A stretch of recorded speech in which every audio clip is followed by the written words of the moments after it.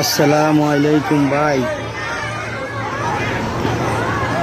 ছবিটি দেখেন, যিনি দেখো এক হাসপাতালের সামনে মায়ের হাজারি, মায়ের চিৎকার, মাটিতে গড়াগড়ি, শুধু তার 8 মাসের সন্তানকে সাপে কামড়েছে।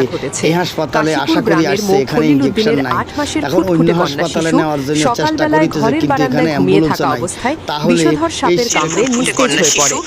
দ্রুত তাকে কালীগঞ্জ উপজেলা স্বাস্থ্য কমপ্লেক্সে নেওয়া হলে দায়িত্বপ্রাপ্ত চিকিৎসক জানান হাসপাতালে কোনো অ্যান্টিভেনাম মজুদ নেই।